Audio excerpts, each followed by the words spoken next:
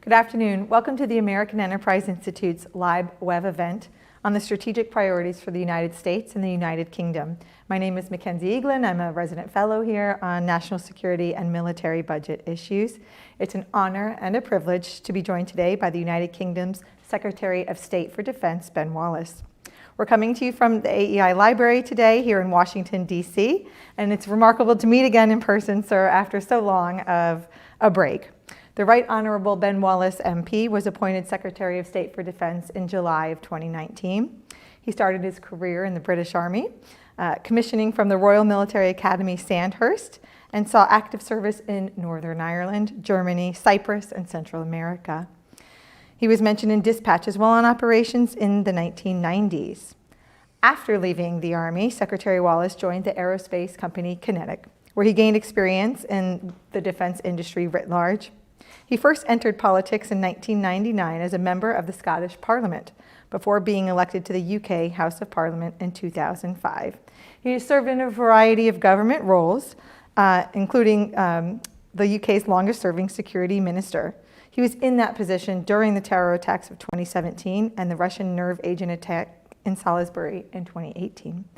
I'm glad to have the chance today to speak for a variety of reasons, and I want to highlight just a few of them. I am pleased and honored that you chose AEI for your public address this week in what is a very busy schedule, packed with national security events.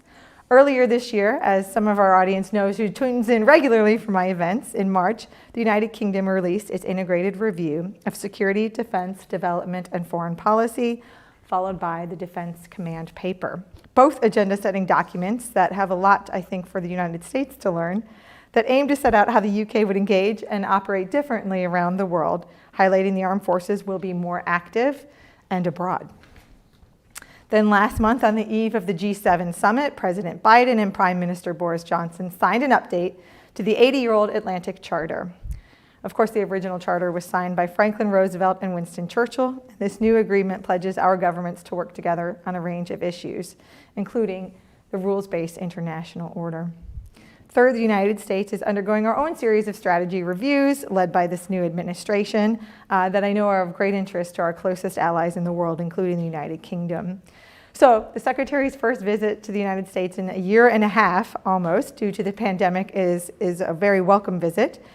I know that yesterday, of course, he met with the Secretary of Defense, Lloyd Austin, and will be headed to Fort Bragg and other places on the West Coast before headed to Indo-PACOM Theater of Operations.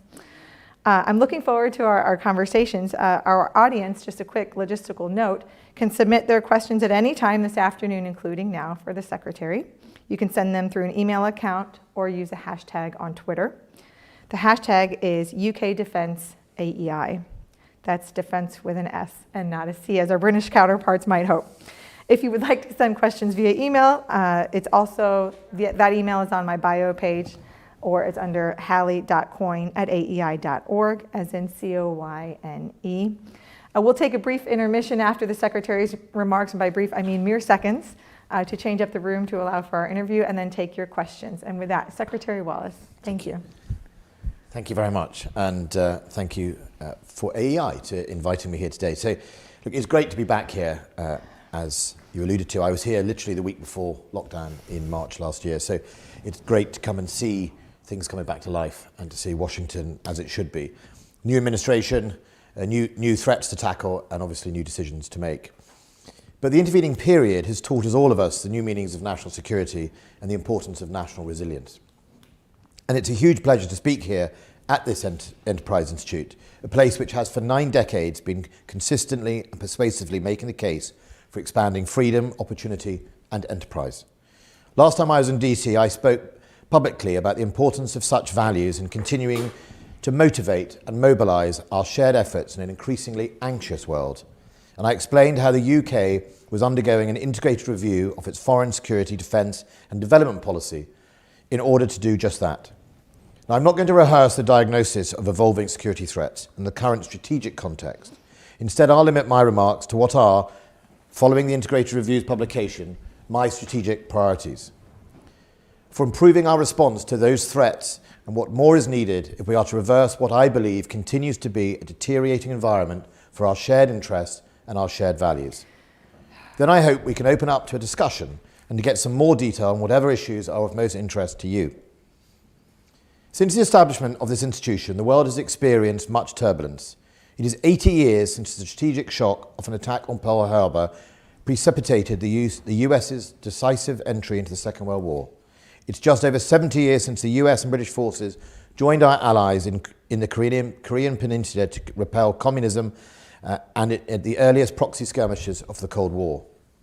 It is now 3 decades since our tomahawks and tanks sped across the desert to free Kuwait from Saddam's tyranny, and it is almost 20 years since 9/11, when global terrorism on an epic scale came to this continent, to this part of the world. A world has since been thrown into more turmoil. We commemorate the service and sacrifice of each of those anniversaries, and I was humbled to visit the tomb of the unknown soldier in Arlington Cemetery yesterday. But there is also much more that we, those charged with defending our nations, must learn from those anniversaries. There is currently a lesson on the impacts of technology developments. There are certainly lessons on the impact of technology developments and proliferation. Exploiting new technologies, especially in combination with wider innovation and strategic surprise, can provide significant advantage, but it is often fleeting and rarely decisive. That is because of an associated lesson, that it is the actor's underlying intent, creativity, and sheer willpower that ultimately determines the arc of history, not just technological superiority or capability advantages. Perhaps the most salient lesson of all those anniversaries is that the threat against which we defend, that combination of intent and capability, is constantly evolving, and if we are to do our job, so must we. Today we've entered a new competitive age, as it is referred to on our integrated review, an era of resurgent authoritarian states with an ever more aggressive and regressive Russia and an economically and military expansionist China. But it is also an era of diversifying threats, with nations like North Korea and Iran destabilizing their regional security. Violent extremism and terrorism not just enduring but evolving and increasing in lethality. Both state and non-state actors exploiting digital technologies to undermine the rule of law and societal cohesion.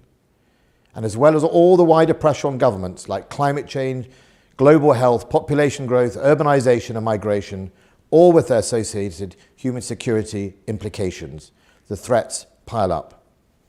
Put more succinctly, it's an era of both the dragons and the snakes that James Woolsey described in all those years ago, and David Kilcullen has most recently expanded on.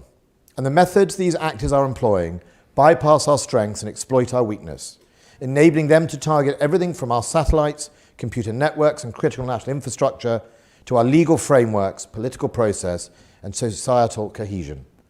They constantly test our thresholds for armed response, avoiding open conflict and in doing so blurring our self-imposed lines between home and abroad, friend and foe, peace and war.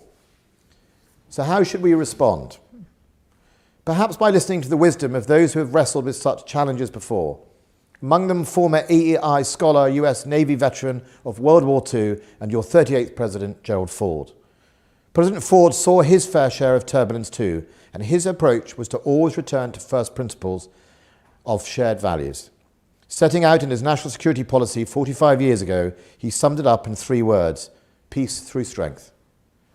I would argue that today that means not just hard military strength, but the strength of our values and the conviction of proactively promoting them, and the strength of our partnerships, whether across government and society or between international allies and partners. It is the strength of these relationships, the human sinews between our traditional standalone institutions, that will ensure peace and prosperity for the future. It begins with the strength and conviction of the values we share. For the UK and the US alike, these values, democracy, the rule of law, human rights and our belief in the power of free and open societies, is what sets us apart from our adversaries and binds us to our friends. But the international system we built together out of the ashes of World War II is under unprecedented pressure. President Biden is right to say the central challenge of our age is ensuring that democracy remains durable and strong. The autocrats will not win the future. That is why at the recent G7, he and the Prime Minister Johnson signed a new Atlantic Charter to deepen our bilateral cooperation to shape and secure the international order of the future, to tackle these evolving threats and to build back better for the 21st century. Our armed forces absolutely have a role to play in that. Hard power underpins soft power, defending those values wherever they are challenged, whether on the global scene, as we saw in the Black Sea last month, or helping guard our societies from subversion in cyberspace, as we did during the COVID pandemic. We are giving our forces the military strength they need to deter adversaries in this new competitive age, pushing back to compete in the sub-threshold. Crucially, that is not by sacrificing our values or the rule of law, by mimicking their subversive actions, but by maximising our advantages, building up our partnerships, ensuring our presence and persistence to build resilience and relationships where nations are coming under pressure from those who seek only to buy or bully their way to dominance. Of course, deterrence also requires the ability to fight and win. So we are investing heavily in modernising our warfighting capability. We've increased our defence budget by 14% over the next 4 years, including almost $120 billion on new equipment and support. In the skies, there will be new F-35 Lightning fighters, upgraded Typhoon combat aircraft, new unmanned protector systems capable of striking remotely, next-generation fighter jets, and swarming drones. On land, the Army will be more mobile, more protected, and more lethal, with a new Ranger Regiment able to train, advise, and when needed, to operate alongside our partners in complex, high-threat environments. Their formation was influenced in part by your famous Green Berets, and I'll be visiting them in Fort Bragg tomorrow to see what more we can learn. At sea, the Royal Navy will benefit from the first increase in the size of the fleet since the Cold War, with new frigates and submarines joining our HMS Queen Elizabeth-class aircraft carriers, more active and more globally deployed. Our wargaming, like yours, consistently shows us that speed is the decisive factor in future conflict. Speed of information, speed of decision-making, and speed of response. To reduce the time from sensor to shooter and to ensure decision-making at the speed of relevance, we are building a secure network or digital backbone to share and exploit vast amounts of data seamlessly across those domains. Of course, cyberspace is also now a highly contested domain, and we have built on our world-class defensive cyber capabilities to establish a new permanent national cyber force that brings together the best operators from defence and the intelligence services to provide a fully transformative offensive cyber capability. In space, we have more to do, but we are strengthening our secure satellite networks and growing our space domain awareness, something else that I'm looking to learn about when I head to the West Coast later this week. Underpinning all that progress is cyberspace and space, and throughout our increasingly information age force is a significant uplift in our spending of R&D, around $9 billion. So we can exploit innovations, not just in current areas like artificial intelligence, hypersonics, and directed energy weapons, but start identifying where we might gain advantages from generation after next technologies. Crucially, we are seeking to do this all in a single, more coherent process, starting with our recent science and technology strategy to identify game changers and then combining with the new defence and security industrial strategy to ensure we achieve the pull-through of such developments.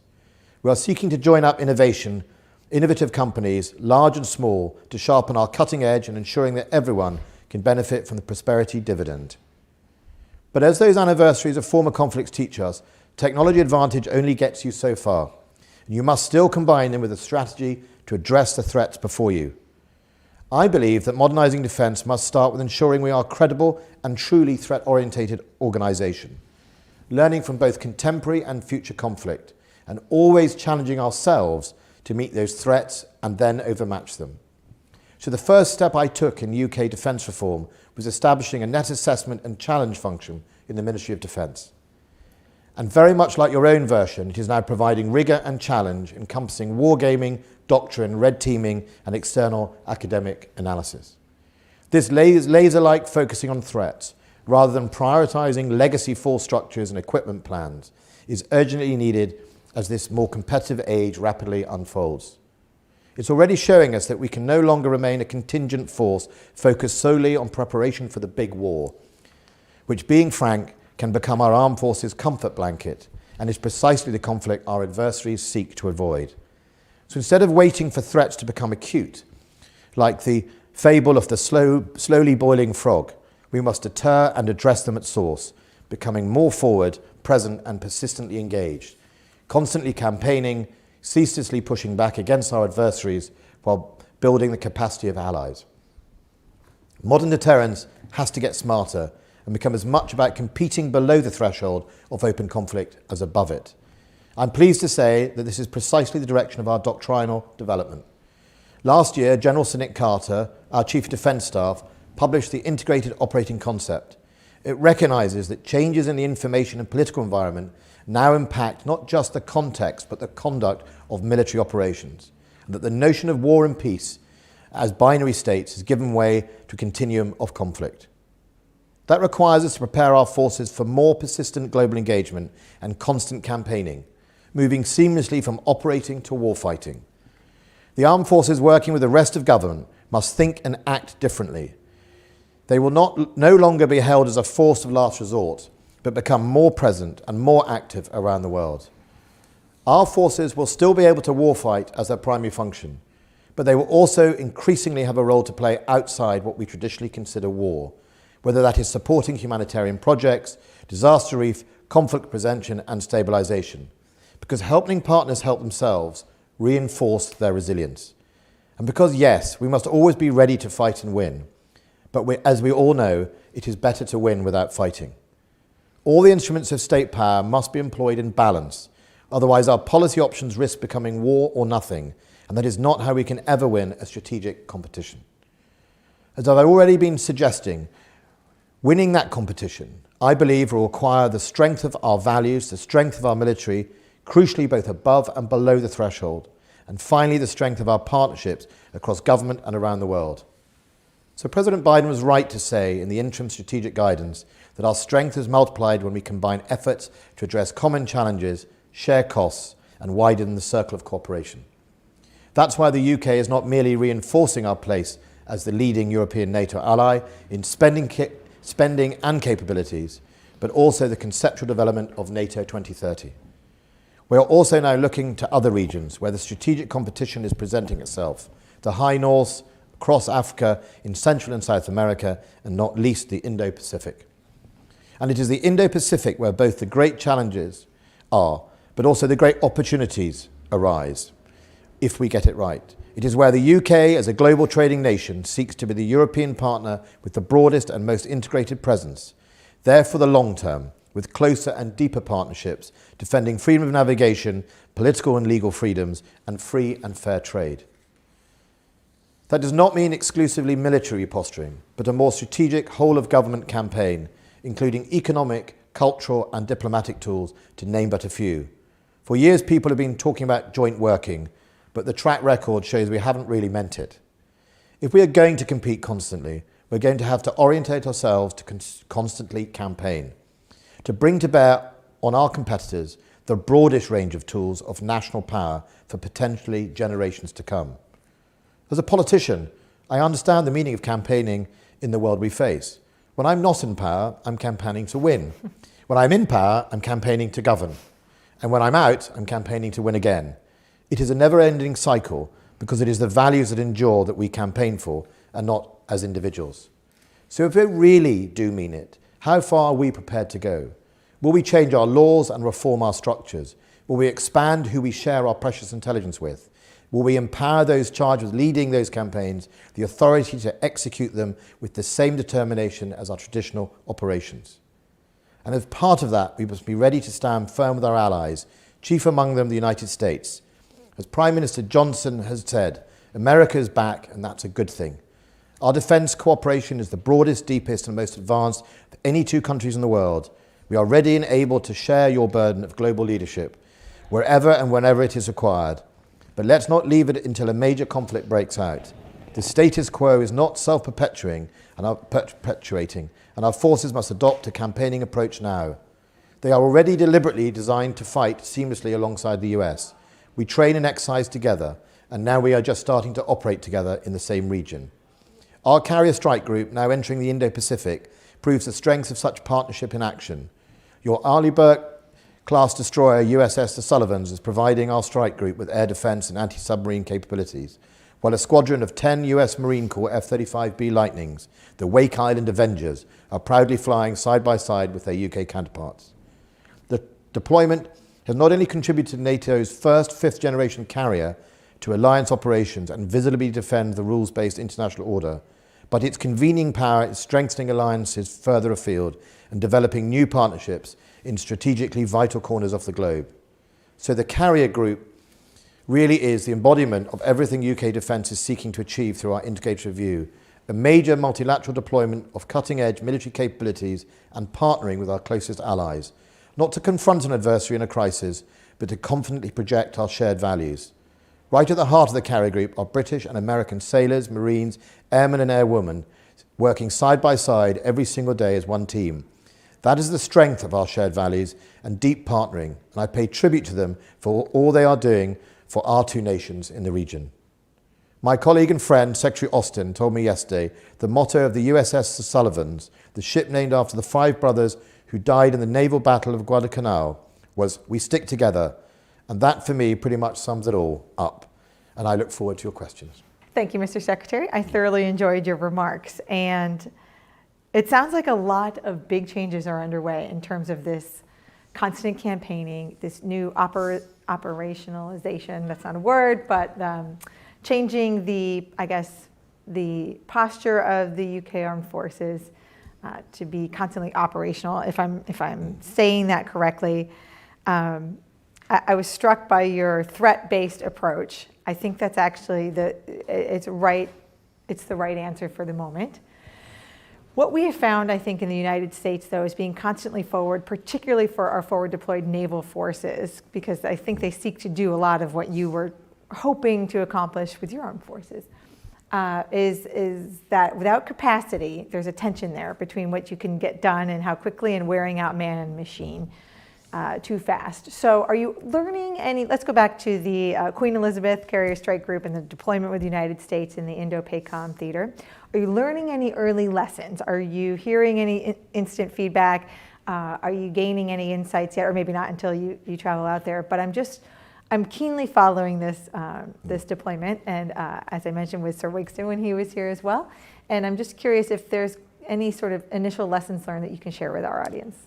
Yeah, I mean, I think the first lesson is deploying a large force anywhere is much a political act as it is a military act. Yeah. And making sure that we get our information correct, our comms correct around it is really important. You know, military comms, that's fine. Telling our media about what it's like on a ship, that's fine. But making sure the strategic messaging is well honed, properly coordinated, properly delivered to the right audiences is something that we are learning as we go. We need to be better at it. You know, our adversaries are quick. Adversaries don't usually have the worry about facts and figures. They can make them up.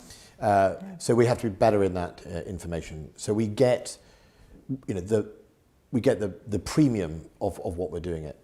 And, I often find in comms in the department, they're very good at communications for our own audience. But actually, if we're to further Britain or the United States influence, what comms are we doing in those host countries that are hosting one of our ships? What are we doing to help them? Not in a propaganda way. What are we doing to say to people of Ukraine, the British Navy is here, we're coming to support your freedom of navigation. And so getting those in the right places, I think, are really important.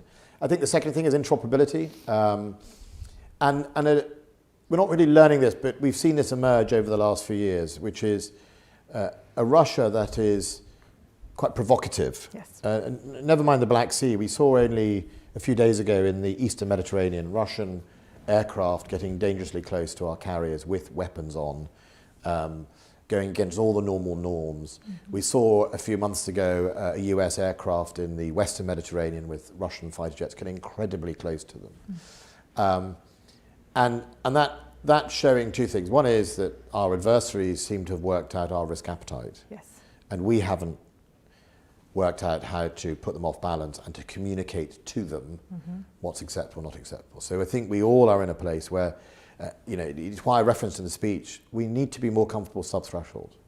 It's almost as if we're waiting for the actual violent event, but our adversaries aren't. And so I think that's what's tested every day. Now, to be fair to our navies, even when the Cold War ended, they were constantly competed with. When you go to sea in a ship, people compete with you all the time. Right. And that hasn't stopped. The Russians have had submarines in the Atlantic on and off ever since, and the Pacific as well. So of the three services, getting them into the sort of global competition mindset, the Navy has been the easiest. And I think both our army and your army have been grappling with what their future role is and how they should configure for it. And I think there is still a lot of debate to be had about what is the army of the future. How is it going to change? How is it going to be more decisive, but also how is it going to feed into that resilience network that I think is so important? I agree. I'm captured by your honest take on the world and not only our shared in many cases strengths, but I think based on our societies and our values and our principles, some of our weaknesses just because of what we believe in our open society, our penchant for transparency, et cetera. It's our risk appetite. I 100% agree with you on where the enemy is and where we are. Our ability to be militarily deceived, putting aside just wider citizenry, right? Election interference, disinformation, et cetera, but on a military level, particularly as more artificial intelligence comes online, that information and data can be easily manipulated, and I'm not convinced, at least in the US, we're ready for that. But let's go back again to this threat-based view of the world, this threat-based budgeting, which I'd argue the US was really good at in another era, but not so much today. I think there's, this department has said China is the top, or the pacing challenge, I believe, is the term that Secretary Austin uses as opposed to threat. Specifically, he calls it a challenge.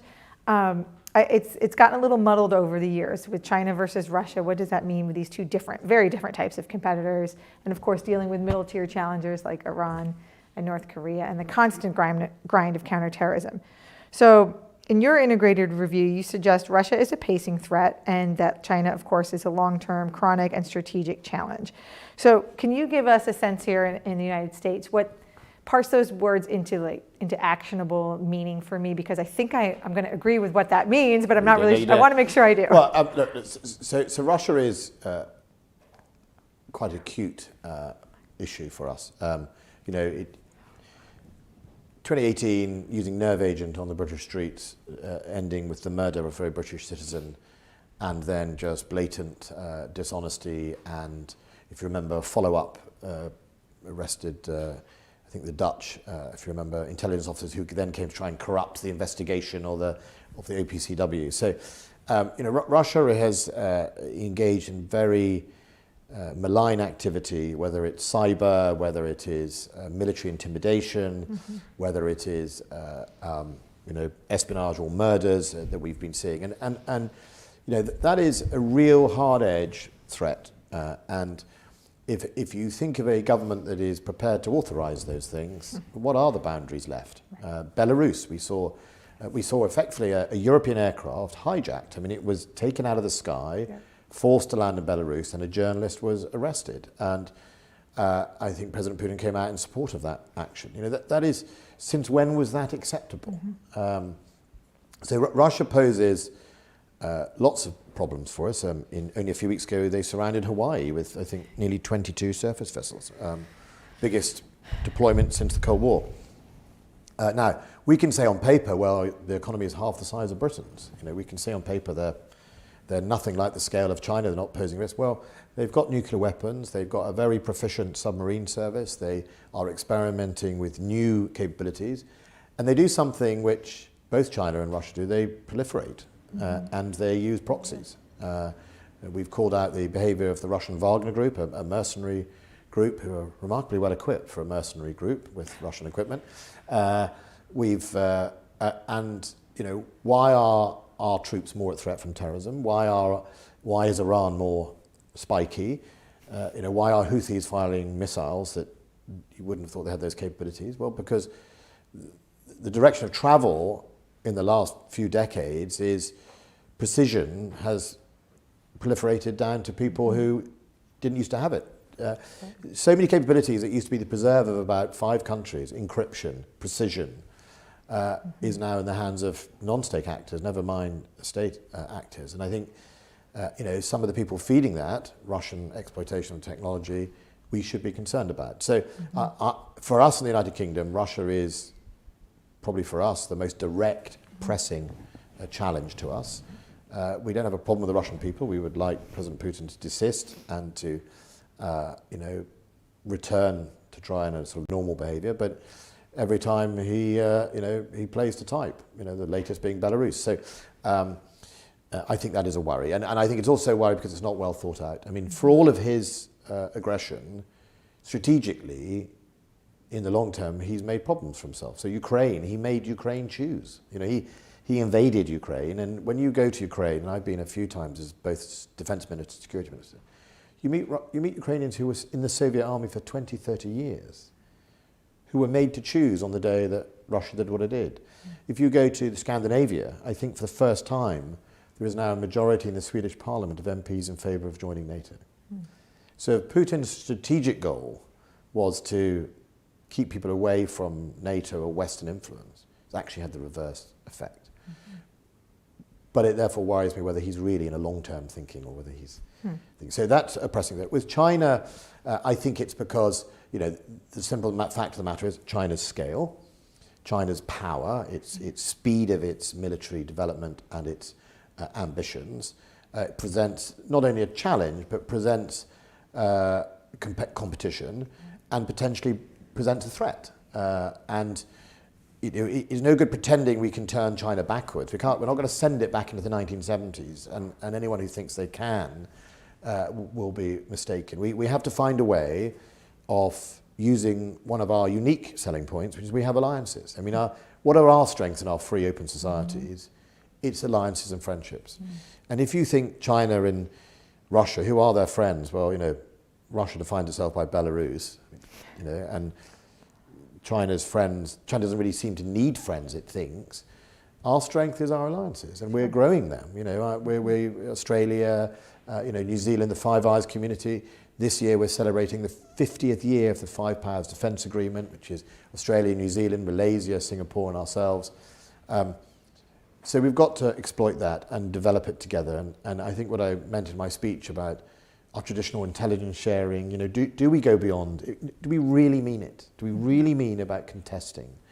And all those silos that you and I have known for decades in all our systems, everyone talks a good game, but have they ever really been changed to allow that application onto the problem? We're struggling with that here, that exact point. But we've been struggling for 20 years. Yes. I mean, it's not right. new. And the answer to my parliamentarians and to your senators and House of Reps is, if you really are concerned about China or competition in the world, everyone's going to have to take a deep breath and make some significant legislative changes, make some sharing changes about who we're going to go a little bit further with and trust than we might have not traditionally done. Are we going to take decisions around investment? Are we going to use the whole of society to progress our way and protect our way of life, or are we just going to talk about it? I cannot wait to hear of your successes, frankly, and to move beyond the talk. I think that's going to be a challenge for anyone in our leadership in the U.S., in national security as well.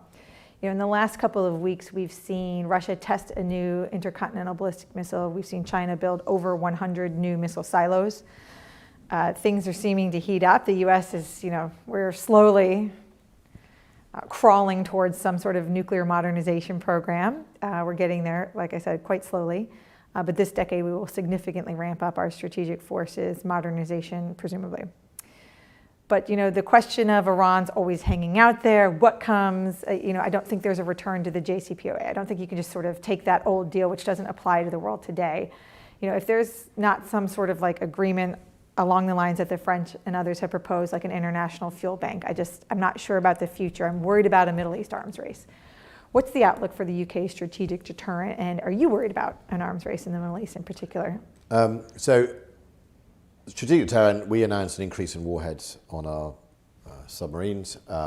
because we have to keep it credible. It's really that simple. I wouldn't waste my taxpayers' money on a non-credible deterrent. Either have it and make it credible or not. So we have to respond, and as we've seen, Russia's investment in anti-ballistic missile capabilities means we have to make sure that it remains credible, and we will always continue to review those postures.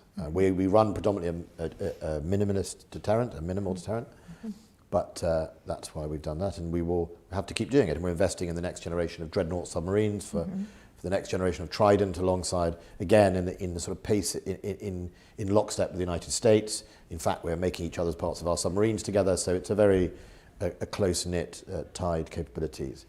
On the second question, which was, you asked me... I'm sorry, a Middle East arms race. I think we should always be worried about that.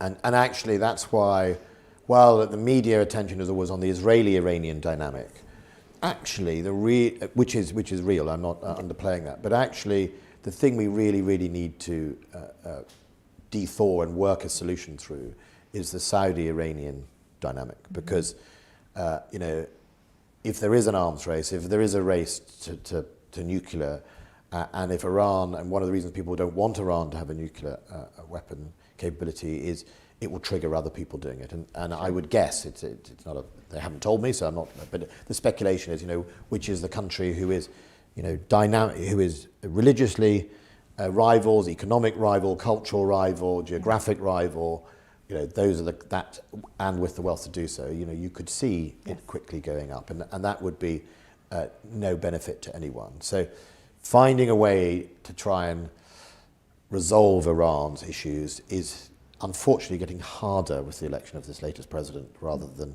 easier. We have to double our efforts to try and make a way through. But fundamentally, I use the phrase, the world is more anxious, and it is more anxious. And I am more anxious about Iran than I've been for a long time. I used to chair the Parliamentary Iran Committee for 8 years. I've regularly visited Iran, so I sort of understand Middle East politics often through Iranian eyes. And I'm sort of not very optimistic with where we've currently had in the recent term. But we'll try, and I think collectively President Biden is prepared to try alongside the Europeans and Russia and China, because I don't think it's in anybody's interest. But Iran has to realize that its behavior doesn't help itself. Its destabilizing activity in its regions doesn't help people. Why would you turn your neighbors against you for no apparent reason, in a sense? And I think that's something they have to reconcile. Indeed. I call it a time of unsteady peace. I'm not sure of a better term, but anxiety or anxiousness would also work. It is why one of the things I think is as important as readiness is presence. Yes. So just being somewhere forward has a real effect on both resilience and messaging. And I think there's a premium in presence.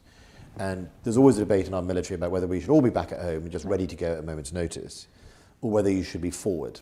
You don't have to be particularly configured for war forward. You don't have to have an armour brigade. You could have an aviation brigade. You could have a training brigade.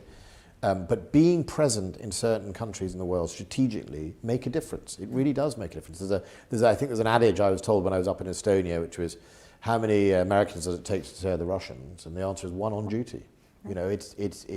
So I think my direction in the command paper was to be more present as well as more engaged and more ready, and I think that is quite important.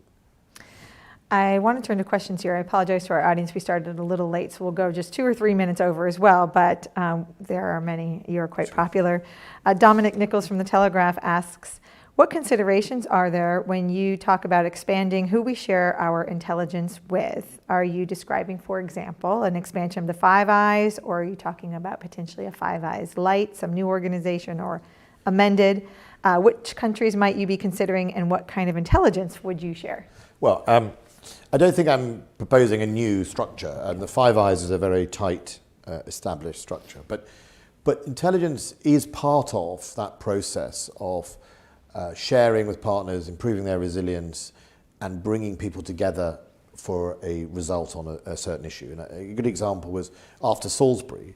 You know, there was a debate within in government about how much we shared with our allies about what we knew or didn't know, so that we could encourage them to take joint action with us. And that was a very deliberate decision that, you know, go back 10 years before that, I suspect they wouldn't have done it. You know, the nature, understandably, of intelligence agencies is to be very, very cautious about these things. But by sharing with many of these countries what we knew, we managed to achieve 153 expulsions of intelligence officers around the world, 60 odd from the United States alone. And, you know, sometimes going to a partner that's not so traditional and saying, we're going to help you by showing you something that you don't normally see, that we know, or directing our intelligence to collect, I think that really helps. And that's how you build those relationships, and you make a difference to people. So I think it's about asking ourselves, or challenging ourselves from traditional relationships. Our next question comes from Peter Karoutsos at the Institute for Defence Analysis. Mr. Secretary, the UK originally pledged to buy 138 F-35 Joint Strike Fighters for the Royal Navy and Air Force. How will Her Majesty's government balance that commitment with the continued investment in your future combat air system, Tempest? Well, I think that the timing, so first of all, it's a different profile cycle. When we're buying more, we have committed to buying more than the 48 we've currently bought. But, you know, as one of the customers for F-35, and, you know, part of it's made not very far from where I represent, I'm also very concerned about the through-life costs. And I know your own report on the Hill recently highlighted that. So I think it's important as one of the customers to say we will commit to buy more. We have done already. We have a number of budget lines for buying more of the F-35s. But I do want to make sure that the contractors focus hard on keeping costs under control, because the simple reality is the United Kingdom, like anybody else, will have to balance its books if it doesn't. And you know, we've seen F-22, we've seen the United States themselves examine some of the F-35, and it's a big consortium with lots of international partners. Yes. But that won't affect the profile of the next generation of fighter. The FCAS programme, we've committed to put another £2 billion in for the next stage and get it towards development. I think whenever you have a new fighter programme, you have the debate nowadays about manned and unmanned, and the balance, affordability, and exquisite versus effectively more utilization. You know, when is it a platform, when is it a weapon system? So all of that I think is ongoing. I will expect my leaders of my air forces to come to me and explain what they think the Air Force 2050 looks like. And that's my point about threat. You know, what do we think our adversaries are developing? What do we think the airspace will look like in 30, 40 years? I mean, that's why we pay these defence intelligence people and think tanks to think through those problems. And therefore, are we buying the right thing for that? Or are we buying just the next model of the car we've already got? So I think that's really important. But they don't compete, the two programs. Okay. So we'll ask Peter to help you think through that question. Jeff Selden from Voice of America News in Washington has a question. The Global Coalition to Defeat ISIS has been calling for more focus on terrorism in Africa. So how does the UK view that threat, and how does Great Britain plan to help contribute to that? And he has a twofer, so it's up to you if you want to take both. Recently, Russian Foreign Minister Lavrov told Russian media that ISIS is acquiring territory in northern Afghanistan as we are all withdrawing, the US and our allies. Do you see any evidence to that effect about their territory taking? And also, do you see any evidence of the Taliban cracking down or preventing a resurgence of ISIS in Afghanistan, which is, generally speaking, I also wanted to bring up Afghanistan just anyway, and then withdraw. So first of all, on the Afghanistan issue, look, ISIS have been in Afghanistan for a bit, for quite a long time. They are rivals to the Taliban, and the Taliban tend to not tolerate them, nor do the Haqqani network. I haven't seen sort of reports of them taking big territories. You know, I think at the moment, obviously, the preeminent issue is the Taliban themselves. And indeed, if you look at sort of Al-Qaeda affiliates elsewhere in the world, they tend to actually end up fighting each other, Boko Haram and ISIS only recently in Africa. But it does lead into the Africa question. I am absolutely worried about Africa. I mean, Africa, as we see, the speed of radicalization can spread through parts of Africa very quickly. Ungoverned space can develop extremely fast. We saw in Mozambique recently ISIL really sort of take on a small town and hold it for quite some time. We saw the murder of some, I think, oil workers, etc. And we need to help Africa's resilience defeat that, because in some countries where there's very high levels of corruption, there's nothing to stand in the way of ISIS. ISIS will come and preach, they will come and tell them it's all going to be perfect under their system, or they're a long way away from a capital. So there are parts of African countries where there is no, the rule of the government is a long way away. So we should worry about it. Al-Shabaab is getting stronger. For example, it's probably the most active Al-Qaeda affiliate in the world. That's in Somalia. Boko Haram has had significant, it's had a recent setback, but it has grown in places like North Nigeria and there. And then we're seeing over in West Africa, the French and the Mali sort of struggle to stop it. It hasn't reversed, and I think that is a challenge. So we should worry about Africa. We should also worry because China is there in large numbers, competing not so fairly with British and American firms when it comes to trade and commerce, but also in securing rare earth and issues like that. And obviously we now have the Wagner Group and the Russians. And obviously the Wagner Group were alleged to have been involved in the murder of some journalists in Central Africa. We see quite a lot of their activity, again, selling arms, engaging in issues that are destabilizing. So I think Africa is important. For us in Britain, I often say you don't have to go to the South China Sea to compete with China. You just have to go to Africa. And we should all care what happens in Africa, because my point about helping resilience, and so where do I see some of the role for Britain? The Green Berets, building that resilience. Currently we have lots of training teams, but we haven't yet ever gone to the place where we go to the enabling, or we go alongside them. So we'll train in one country, but then they'll go on ops, and we won't be alongside them. We won't enable them. We could give them more ISR. We could enable their capabilities against things like Al-Shabaab. So I think there's definitely a role for the likes of the Green Beret army role in places like Africa, and that's how we'll help build that resilience. Good. I wanted to follow up personally on Afghanistan, but thankfully Jerome Starkey from The Sun seeks to These are my own journalists. They had a huddle yesterday. They got all your time already. Ambushed me on my They're hogging the mic, so to speak, huh? He asks, and I'll just quickly build onto that, how does the withdrawal from Afghanistan demonstrate forward, present, and persistently engaged campaigning while building the capacity of our allies? And I would ask if you have any disappointments in the U.S. pace or scope or method of withdrawal. I certainly have some disappointments. We're seeing right now that pilots are systematically targeted for assassination because, of course, the Afghan Air Force is a unique NATO and U.S. trained capability that separates them from the Taliban, to put aside all of the other, targeted killings that are happening across the country for translators, interpreters, and others. So I'm just curious, if you had been king for a day, if you would have done anything different or want to see something different. I think it's the lesson of both Iraq and Afghanistan is when you go into a country, you need to get your configuration right and what you're there for and how you're going to deliver it. And I give an example where we did it well. Where we did help and develop the Afghan Special Forces, same goes for some of the Iraqi Special Forces. That's worked. The UK, US taxpayer got their money's worth. They've got a capable, able force that absolutely can hold its own, but whether it can hold its own against scale is to be seen.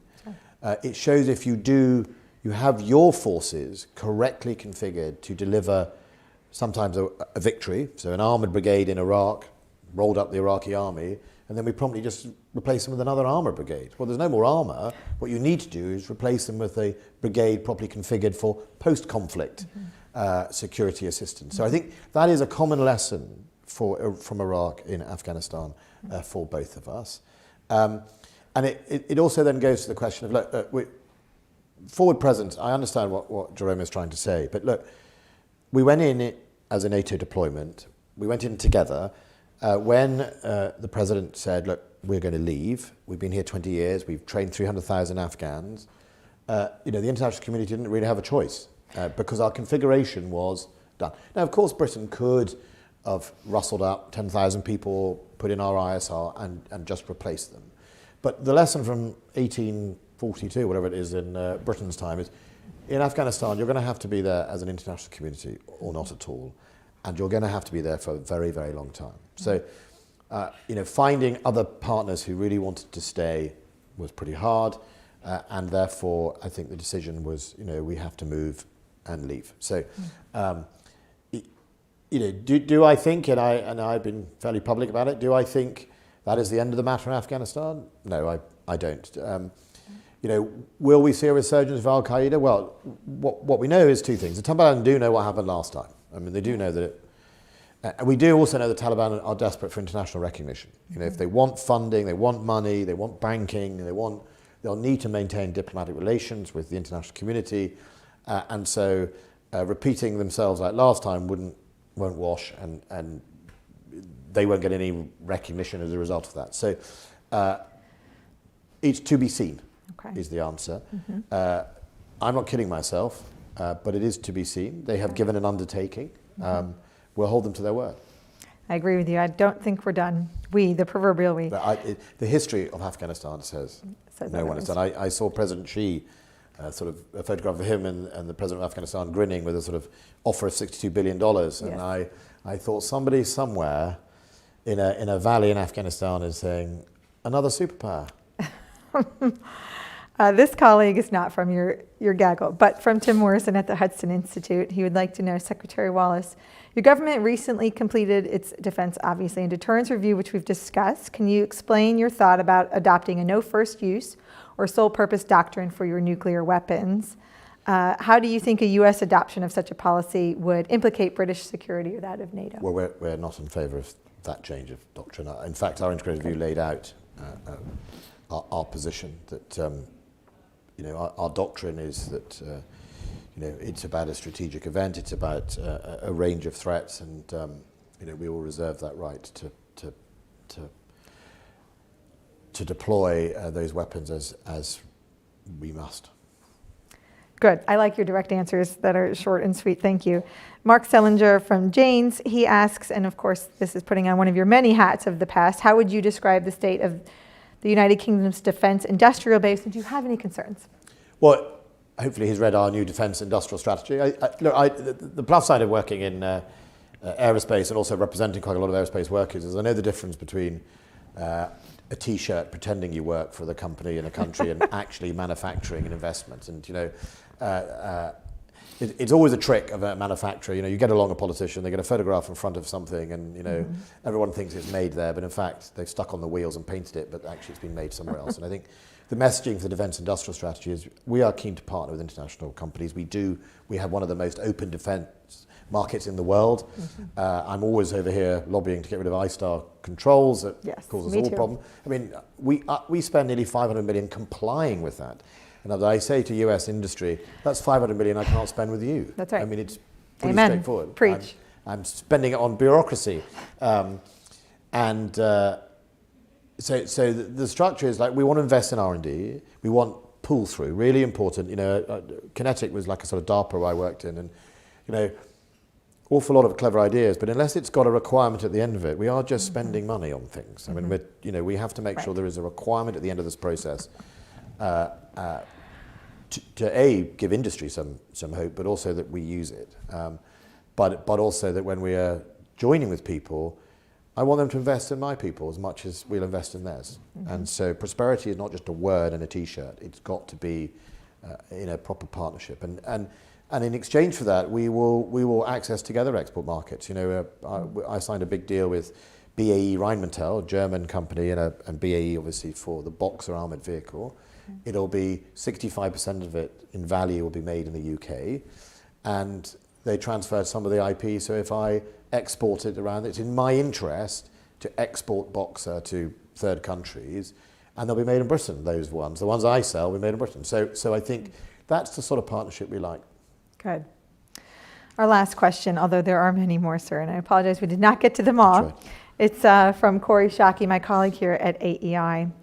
She asks, great power competition was an important acknowledgement, of course, in 2018, but seems to play into China's hands as a one-on-one U.S.-China confrontation, rather than emphasizing its UK, Australia, Japan, India, and about 30 other countries trying to sustain this order to everyone's mutual advantage. And of course, while China is seeking to establish a system that's only advantage advantageous to China. Do you think it's time to shift how we talk about the China challenge? No, I think we need to all get our China policy right first. I mean, there's a lot of ideas, but I'm not sure I have a handle on anyone's China policy yet. I mean, I don't, what are we trying to achieve with China? And I take the view that we're trying to get them to change their behavior. We're trying to get them to work with us on international rules-based system, to accept freedom of navigation, to respect human rights, and to fair play. I'm a Brit, we're all supposed to believe in fair play. And actually, my message to Asian countries that I go and visit is, we'll support you because we believe in fair play. That, if your fishing grounds are in dispute, we uphold the rule of the UN and the rule of the law. Mm-hmm. And, it's only fair you are treated with respect. We stand up to bullies. We don't like bullies. And I think we need to think through the political solution as well as any military planning that, you often hear about, we've a lot of focus is on the size of the Chinese military, but what is our political thought on how we're going to get to a destination with China so we can de-escalate, can be in a better position where we hope that they have, changed their behavior, and that takes smart thinking. That will take a game of chess, and it'll take a sort of political strategy. And I'm not yet sure anyone is there, and if they are there, I don't think they're yet match it with actions. And I give you an example. It's not a good idea to be over-dependent on any country that doesn't share your values. So sometimes Britain is over-dependent on some American equipment or American food, but we share the same values. You're not going to ring us up and abuse us, by using that leverage. If there are countries out there who don't share our values and we become completely dependent on them, we become very, very vulnerable. And actually a start point for all of us is we should diversify our supply chain. We should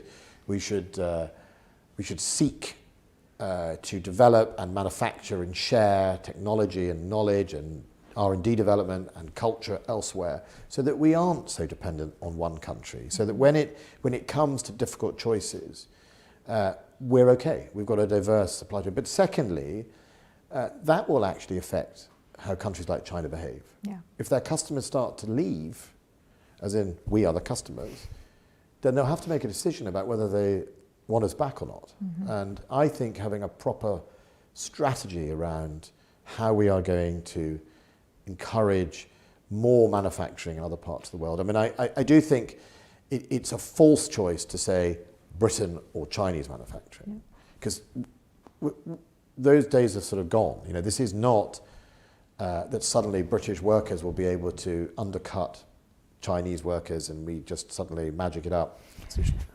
Our manufacturing profile has changed. Right. But it does mean there are lots of other countries we can trade with and help them, and well, not help them, but trade with them. And I think the first start point for all of us should be to diversify our supply chain, so we don't get back into that whole Huawei thing, where it's one or nothing.